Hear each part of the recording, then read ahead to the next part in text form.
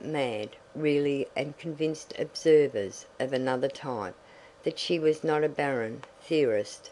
She added, though, in the case of Carter Paterson, I should want it to be a very long engagement indeed, I must say. "I should think so," said Mrs. Munt.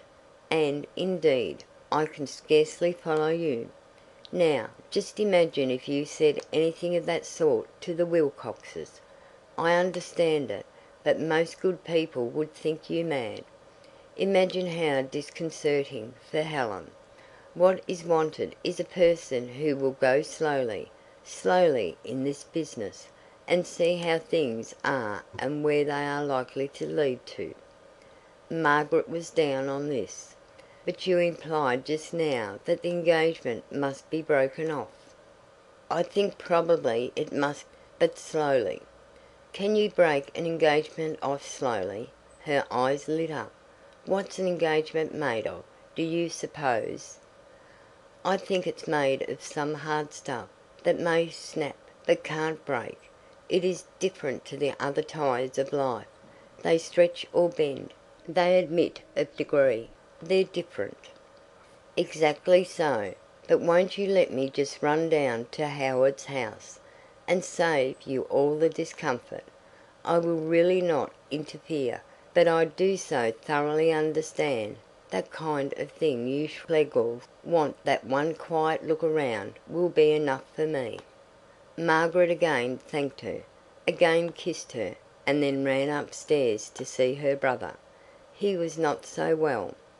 The hay fever had worried him a good deal all night. His head ached, his eyes were wet, his mucous membrane, he informed her, was in a most unsatisfactory condition. The only thing that made life worth living was the thought of Walter Savage Landor, from whose imaginary conversations she had promised to read at frequent intervals during the day. It was rather difficult. Something must be done about Helen. She must be assured that it is not a criminal offence to love at first sight. A telegram to this effect would be cold and cryptic. A personal visit seemed each moment more impossible. Now the doctor arrived, and said that Tibby was quite bad.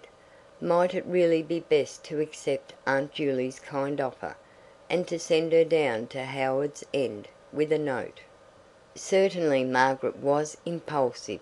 She did swing rapidly from one decision to another. Running downstairs into the library, she cried, "Yes! I have changed my mind. I do wish that you would go." There was a train from King's Cross at 11. At 10:30 Tibby, with rare self-effacement, fell asleep, and Margaret was able to drive her aunt to the station. "You will remember, Aunt Juley, not to be drawn into discussing the engagement. Give my letter to Helen, and say whatever you feel yourself, but do keep clear of the relatives. We have scarcely got their names straight yet. And besides, that sort of thing is so uncivilized and wrong." "So uncivilized?" queried Mrs. Munt, fearing that she was losing the point of some brilliant remark. "Oh, I used an inflected word. I only meant, would you please only talk the thing over with Helen?" "Only with Helen?"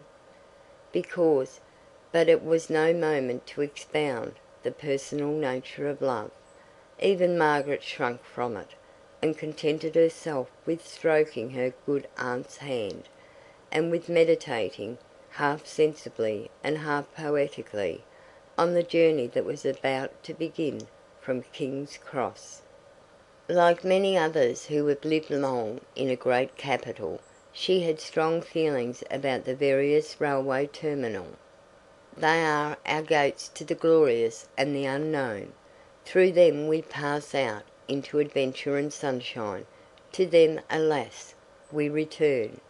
In Paddington all Cromwell is latent, and the remoter west. Down the inclines of Liverpool Street lie fenlands and the illimitable Broads. Scotland is through the pylons of Euston. Wessex behind the poised chaos of Waterloo. Italians realise this, as it's natural. Those of them who are so unfortunate as to serve as waiters in Berlin call the Anhalt Bahnhof the Station d'Italia, because by it they must return to their homes. And he is a chilly Londoner who does not endow his stations with some personality, and extend to them, however shyly, the emotions of fear and love. To Margaret, I hope that it will not set the reader against her. The station of King's Cross had always suggested infinity. Its very situation, withdrawn a little behind the facile splendours of St. Pancras, implied a comment on the materialism of life. Those two great arches, colourless, indifferent, shouldering between them an unlovely clock, were fit portals for some eternal adventure, whose issue might be prosperous, but would certainly not be expressed in the ordinary language of prosperity.